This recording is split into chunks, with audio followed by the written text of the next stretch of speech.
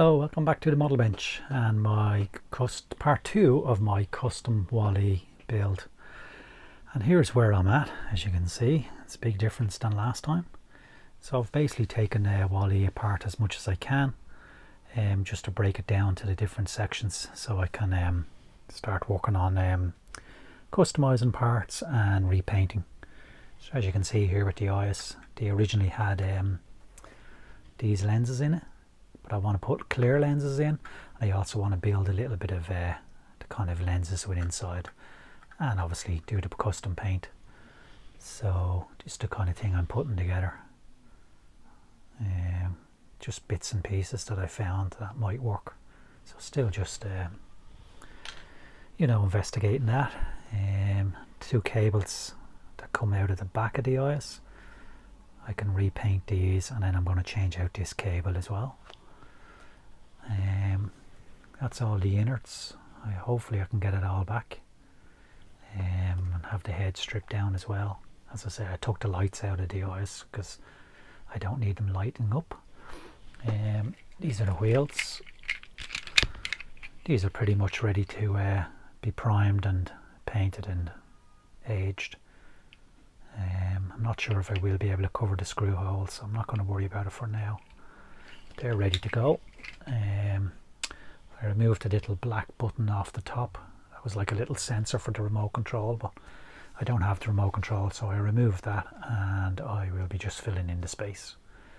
That's just some more of the innards. And then this is the base. Again, just taken apart, ready to be repainted. And hopefully I can get it all back. Oh yeah, and also what I did was this little light here, you see in some shots it glows red, so I'm going to replace that. That's the original part, but I'm going to replace that with maybe a clear lens. And then what I did was the power cable I snipped and I joined a little nano light with a little resistor. So now it's going to come on and stay on now, but obviously I'll be able to switch it on and off. So once I'm able to switch it on and off, the little nano light will be in front of that there. And like I say, I'll get a little lens and put it in there. So that's pretty good. It just means once I switch Wally on, the light will come on as Wally is moving and talking and whatever. So that'd be pretty nice. What else? Yeah, I have the back door off again. I was talking about maybe changing these, because if you look at the reference photographs, they are more rounded. You know, these look like they've been cut in half and just stuck on, but they actually are more rounded. So I might customize that some way. I'm not sure how. That's the little motor that just drives the wheels and whatever. Yeah, so it's pretty good. Glad to get it kind of stripped down this much. Thinking about taking the arms off, and then I'll be able to, I think once those screws come out, I'm just a little bit conscious about how much I keep taking apart, and then will I be able to get it back together. But I have everything labelled, all the screws are all labelled. I've taken some photographs, so hopefully it should be no problem. But that's where I am at the moment, so I'll be able to work on little parts like this, get them done. The likes of this as well. I'll get new lenses then for the fronts. So that kind of thing I'll be able to work on, while I'm also then, researching what I'm going to do with these. So I've made a little bit of progress, just chipping away at some pieces. This is the arm. So I'm going to be gluing these back together. So I filled in the screw hole here. I'll probably just put a little cap over that. But I got some brass tubing, and his arm now extends.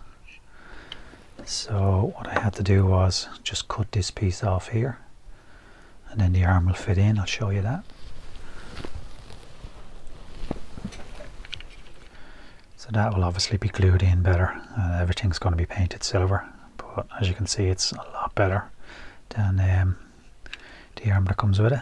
and once all that's glued in, it's nice to be able to extend.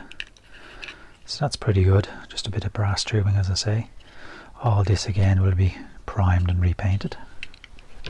I've just started filling the screw holes on the neck. So again, I'll sand them down smooth, I'll fill these, and then the whole thing will be sanded. Then for the cables to come out of his head into the neck, I'm just going to, I was going to use a kind of braided hose, but I think I'll just use this. It's an old phone charger cable. So these will obviously be painted silver and weathered, and then that will just be glued in there, and then they're going to go back here. And again, just out of some tubing, I made these two little kind of holdings that will just be glued into the back, and then the other end of the cable will go in here. And again, all that will be painted and weathered.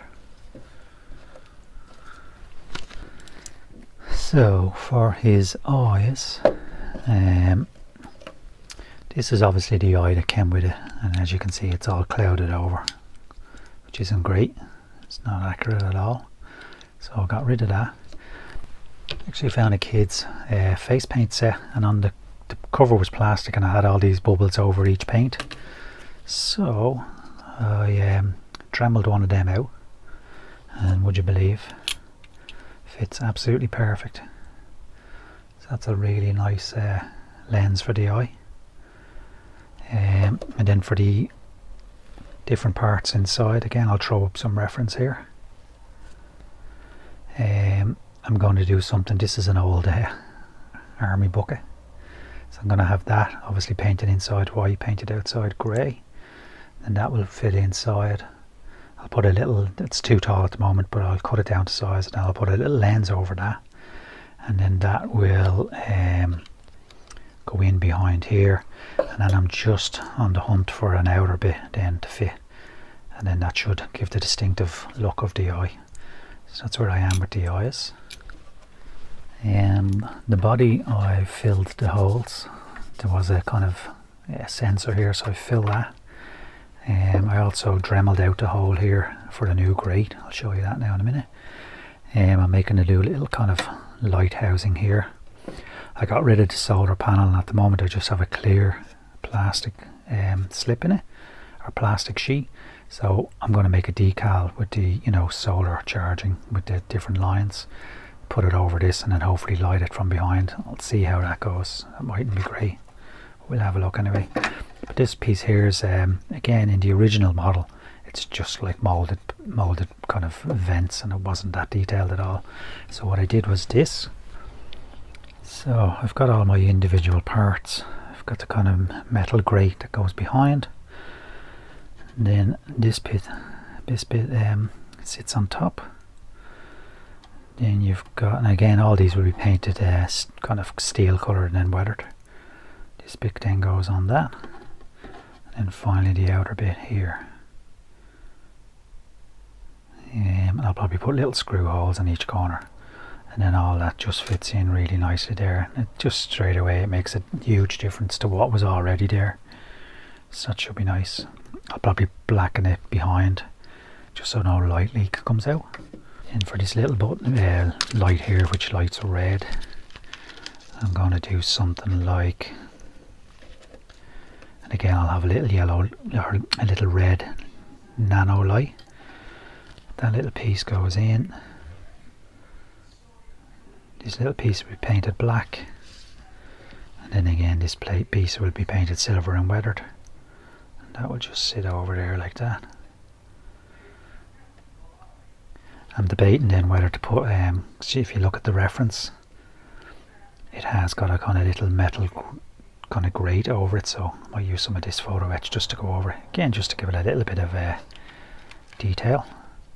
The back door, so this is going to supply the power to my unit, and as I said, I think I've decided it's not going to be moving, or it's basically just going to be lit up, maybe a voice box. So I've just again covered over that sensor. I think this part will be able to just be glued straight in, so I might fill these screw holes, and then I'll probably leave this one as is, because that's obviously where we can access the batteries. I'll see, I might put a plate over that has the B&L logo on it. I was going to look at maybe replacing these. I'm still deciding. I'm not sure what room is back there. I'm going to make a little recess, and then these will obviously go in it, so I'll have a think about that. But yeah, that's looking good. I have the wheels primed this red primer colour, which I think is a really good base for when I start to rust it all. So these will look pretty good. Maybe the screw holes, I'm not sure. If I have to leave them alone, I can live with that. But yeah, really nice base. It's got the nice little logos on the wheels. So that's ready to be rusted up. So that should look good. So that's where I am at the moment, just kind of scratch building a lot of parts before I start painting and assembling. But it's looking pretty good. I think I'll call it done on this video, and yeah, hopefully on the next one I'll have a few bits painted and a few weathered. So until then, thanks for watching.